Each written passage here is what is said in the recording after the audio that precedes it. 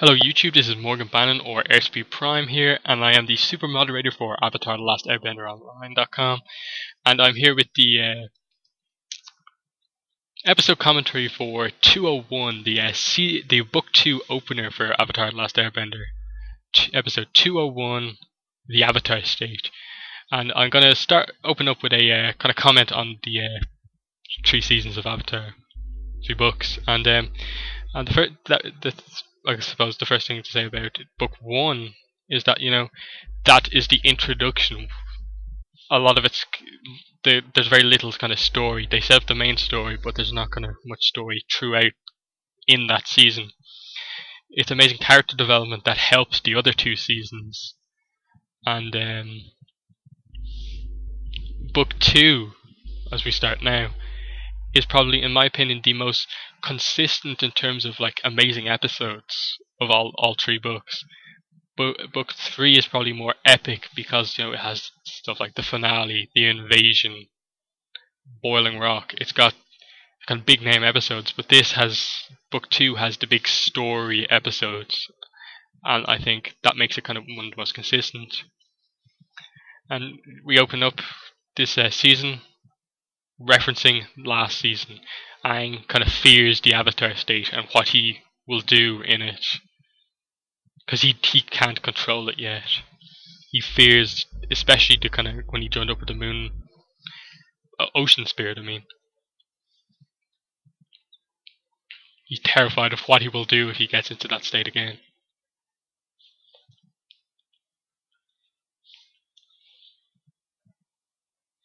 It's just a big character moment for Aang where he realizes that the Avatar is kind of a spiritual being that is kind of beyond just himself, beyond Aang as a person. Set up right at the start of season 2, Katara has some really special magic healing water, which I'm surprised Sokka doesn't make a comment at it, this will bring anyone back to life. And Sokka doesn't get anything, he just gets a pat on the arm. And Aang gets waterbending scrolls, because we know how well they turn out for the group. And we see Aang wants to learn earthbending from King Bumi, which is interesting. And I would have liked to see what happened had he learned from him. We see Iroh and Zuko have escaped to the Earth Kingdom and are relaxing at a kind of Fire Nation spa.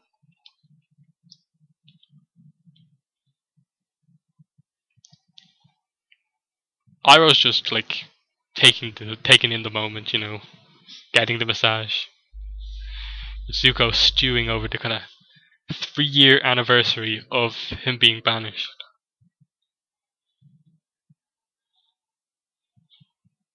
Again, he's still obsessed with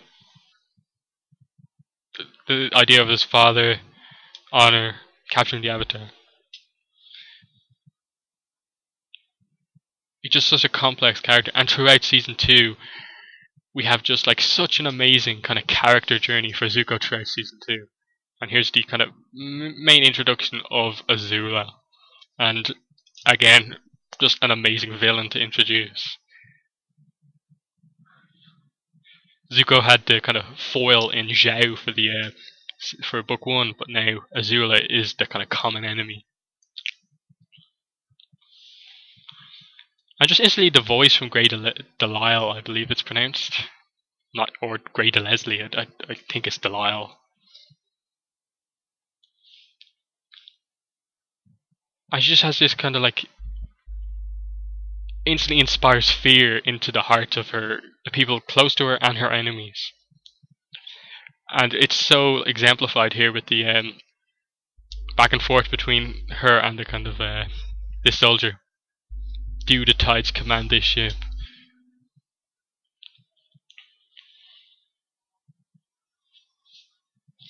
And you instantly get this kind of cruel kind of aspect to her personality comes through here.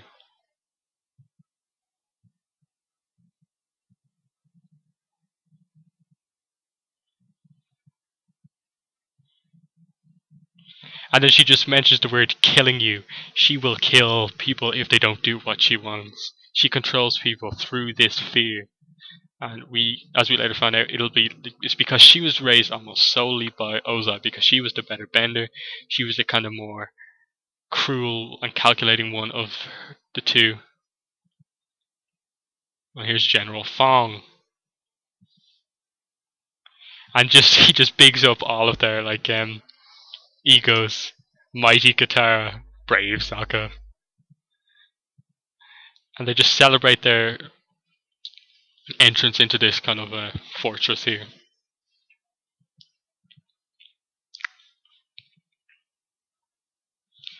But General Fong is only interested in one thing, kind of like Zhao in a way, power. He wants to control the Avatar state.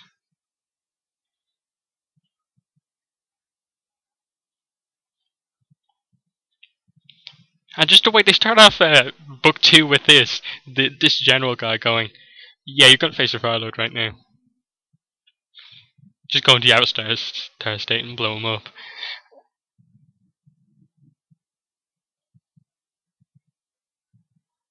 And then, the thing is, the general knows some stuff about the Avatar state, but he's kind of forgetting the fact that Aang is a human. He's not like a tool. You can't turn him on. And we see that the war aspect of it, that they have a war calendar, a war map, that the Earth Kingdom are going to plan counterattacks against the Fire Nation too.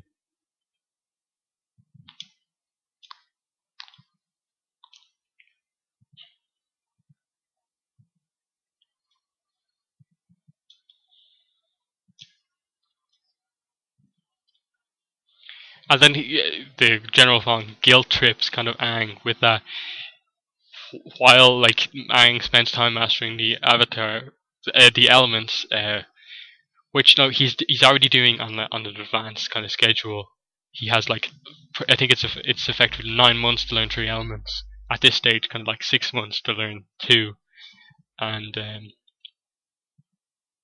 he's saying people are dying because of this war, and you're just gonna learn rather than just using the power. And here we get lightning generation for the first time.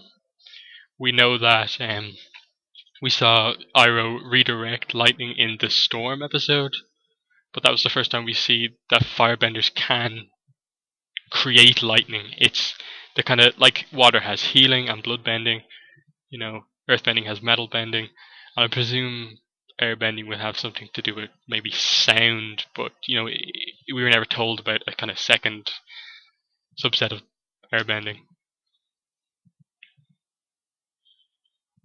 And then Aang, again guilt-ridden because of this, decides, yes, I will use the Avatar stage to fight the Fire Lord. I don't want any more people to die.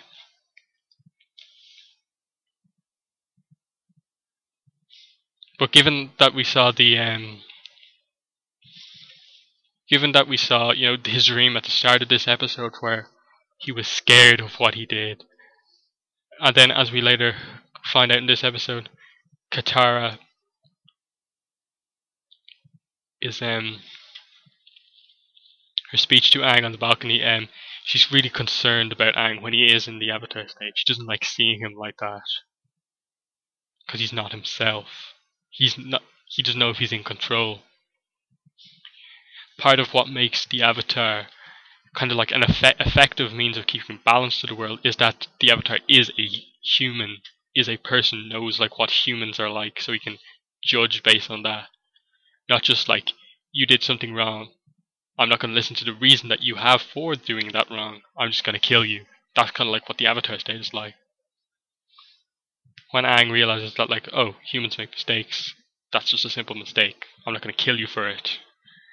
And then Sokka with Momo's head, just amazing shot.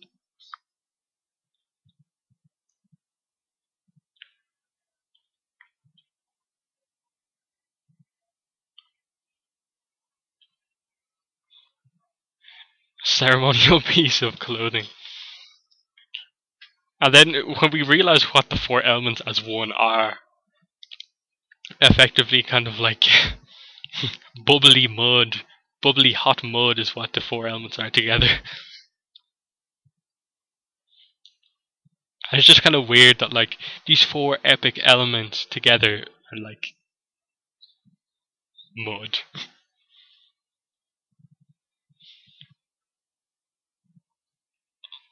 And then we see just how every time we see Iroh kind of come on screen, just a kind of comparison between him and Zuko. Iroh's always kind of happy, and then Zuko is always always down. He's a bit of an emo, and then Z- Azula introduces herself, and they're both like on edge. Again, Iroh respectful as ever. The cruelty, just her crushing one of those shells that Iroh came in announced. I love these shells, and she just crushes it because of that. And then just the way that Grey Dalal does the voice here, it's hard to know if like she's lying or not. As we find out later, she can lie perfectly. So Zuko really does not know if she's telling the truth or lying. He can't tell. He knows that Ozai, his banishment is such a serious thing that like him just forgetting about it is just not like him, as Iroh will say there later. And just how deep this kind of has hit him, that if when he begins to think that it's true, that like he feels he's kind of failed because he doesn't have the Avatar, but he wants him back. Ozai wants him back anyway. And here's that amazing like speech from Katara. It's just such an emotional speech. Completely gets kind of through to you, for the people who love you, and it's the fact that it's coming from her. She said she's basically saying to Aang that she loves him.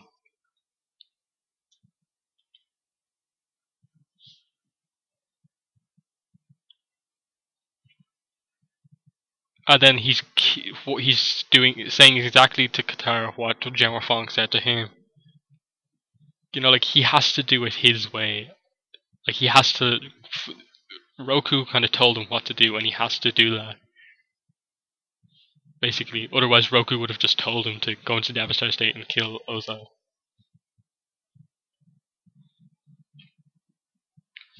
And then here's kind of Ozai talking about his brother Ozai. He knows that he would never do something like this. And then we see that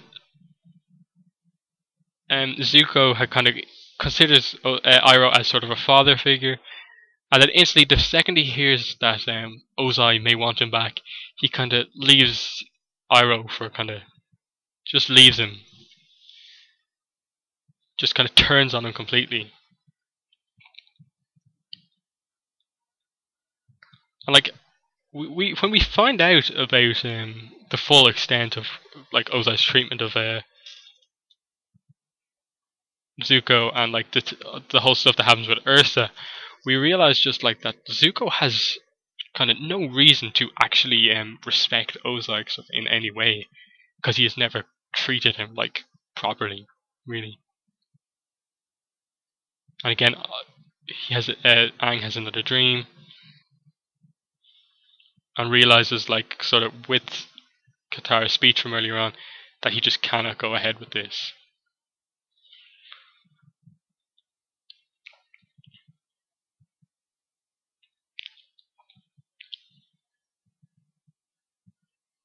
And we see Zuko happy for once that like he's delighted that Iroh's going with him. That like it was just a kind of an outburst before, but Iroh's still suspicious.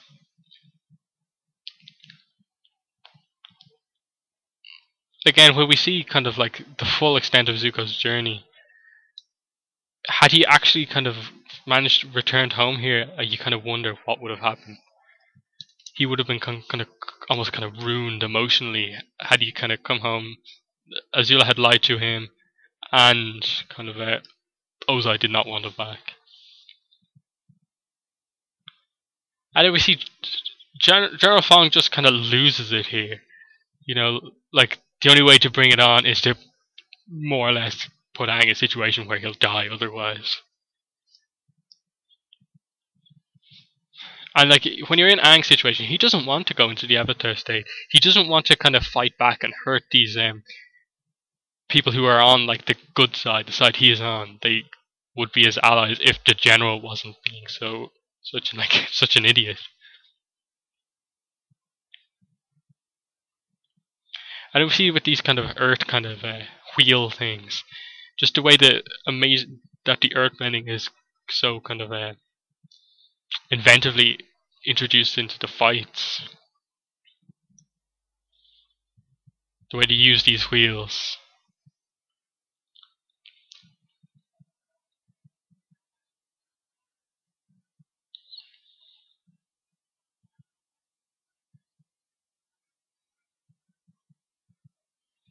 And again, credit to kind of Sifu Kisu for like the great choreography in these fights.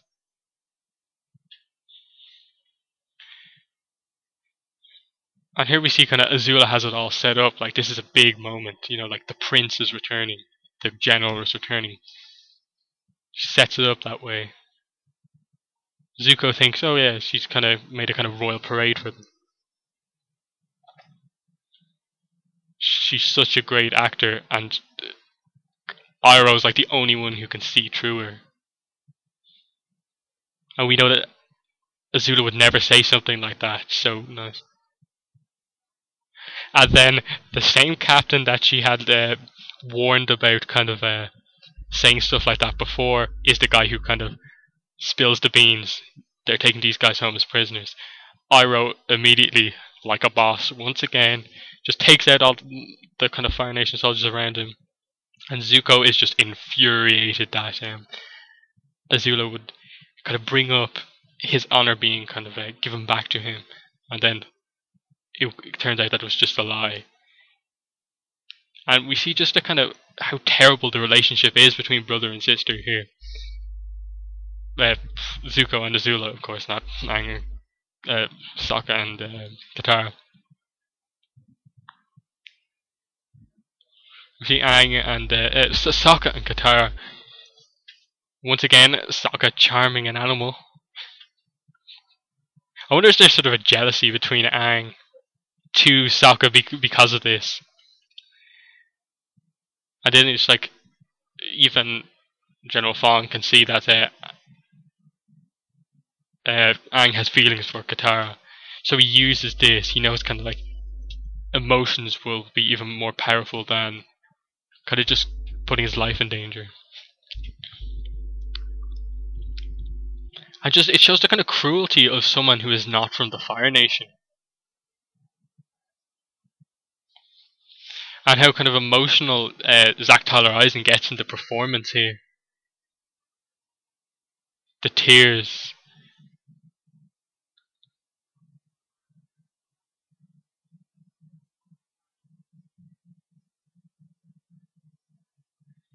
And then, you know, like, he puts it underground and you're like, oh no, has he killed Katara? And then the lights come on, so to say. And General Fong does not realize that, like, it's aimed at him, not the Fire Lord. You can't control it. The Avatar state will defend against what caused it to activate. And we see Zuko, we know he's a better fighter now. And here we see him fight Azula, who we know can use lightning. And then we see that kind of Iroh knows that he's kind of no match for Azula. She hasn't used any bending yet here. And Zuko has. And here Azula just so cruel, she was lying the whole time before, and now she just unleashes the truth at Zuko, and it just infuriates him even more. She hasn't used any bending yet, and she's just leading Zuko exactly where she wants him. There, you see that she bends blue fire because she has so much control that she can. Just a note here: Iroh redirects the generated lightning and kicks Azula into the water, allowing him to escape, further emphasizing how epic he is. I'll come back to the kind of blue fire thing in a minute. General Fong still trying to control it, and we see Aang earthbending here again, just showing us like in book one, we saw Aang airbending in the Avatar state early on. We see him earthbending in the Avatar state in this season, and we see him kind of hurting like everyone here at the base who are good people. And we see Roku realizes that he has to tell Aang about the Avatar state explained to him.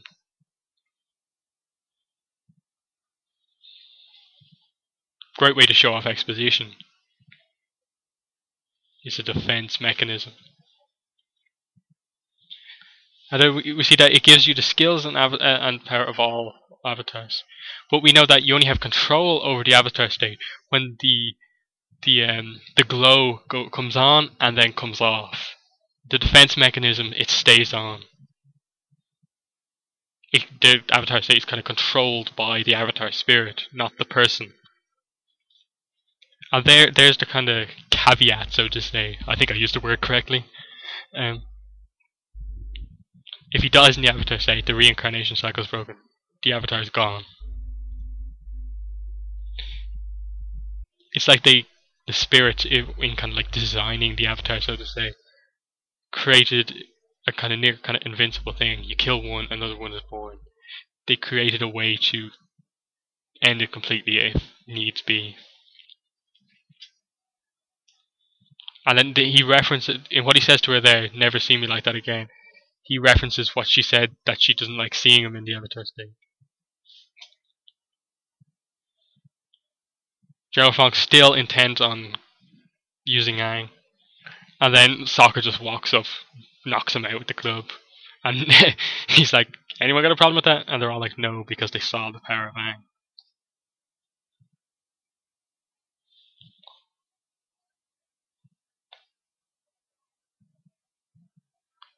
And we see that Azula has become consumed with tracking down her brother and uncle.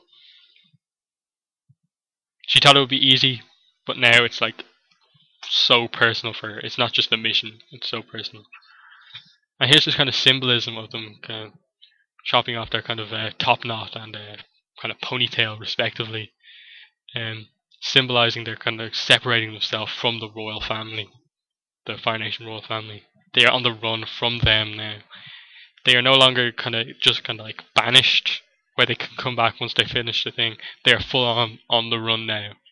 They can't go back to the Fire Nation. Nothing they can do will like make them accepted, really. So that's been the first episode of season 2, and you know it's sort of like a slow start to season 2. Next episode is kind of shipping focused, in the kind of lead up to Aang finding Toph, his earthbending teacher. So I'll see you for the next episode, which is 202, The Cave of Two Lovers, Katang centric. It's awesome. Chong's in it. Amazing.